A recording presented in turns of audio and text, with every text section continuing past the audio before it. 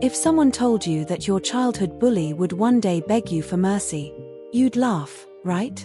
But that's exactly what happened to me. The boy who made my life a nightmare ended up on his knees. I grew up quiet, small, weak. That kid who always sat alone at lunch, who teachers described as polite but shy. And then there was Ethan. Tall, loud, athletic, and cruel. The kind of kid who enjoyed hurting others for sport. He gave me a nickname, Feather, because he said I was as weak as a feather. Every day, he'd push me in the hallway, smack books out of my hands, tell people I cried easily. And because everyone feared him, no one stopped him. But here's the truth Ethan never knew. Feathers may be light, but they can lift a whole bird. One day after gym class, he cornered me behind the bleachers. I had failed the running test again. He grabbed my shirt and said, "You'll never be strong. Kids like you exist so kids like me have someone to dominate." I remember going home that day, locking myself in my room, and staring at the mirror. I didn't cry. Not this time. I made a decision. A quiet, dangerous decision. I will never let him or anyone call me weak again. I didn't have money for gyms. No fancy trainer. Nothing. But I had YouTube tutorials and a cheap set of used dumbbells. I started small. Push-ups. Sit-ups. Running in the early morning when nobody could see me struggle. Every day, slowly, painfully, I got a little better. A little faster. A little stronger. A little more confident. People didn't notice. Why would they? I kept my hoodie on, kept my head down. But Ethan started to notice something else. I didn't flinch anymore. When he shoved me, I didn't stumble. When he insulted me, I looked him in the eye. That bothered him. Bullies hate losing control. Everything changed the day our school announced the annual obstacle challenge. A brutal endurance course. Ethan had won it 3 years in a row. He loved rubbing it in everyone's face. When he saw my name on the participants list, he laughed so loud the teacher had to tell him to stop. He walked up to me and said, "You, competing?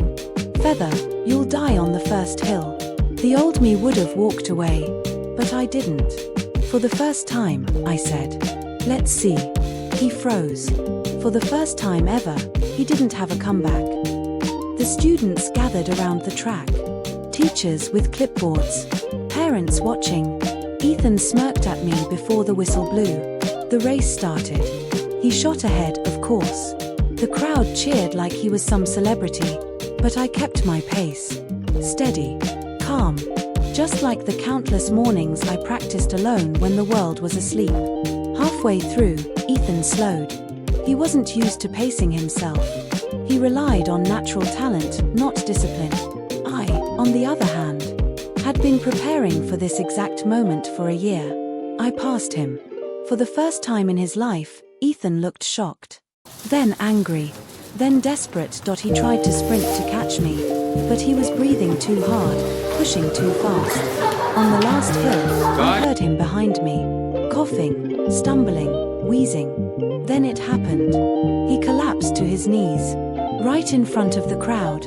Everyone gasped. Teachers ran toward him.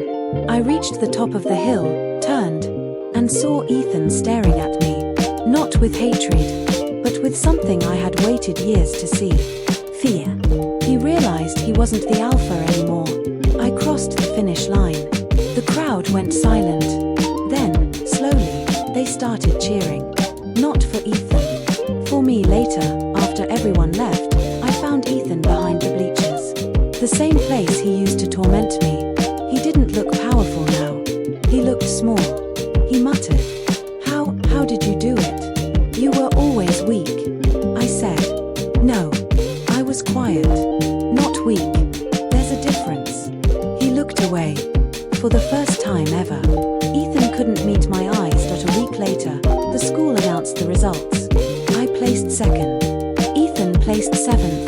After that, he never touched me again. Never insulted me. Never even approached me. His reign ended. Not because I fought him physically, but because I outgrew him mentally and physically. Narrator. I didn't beat my bully to become better. better than the version of me he created. Then fade out with a final line.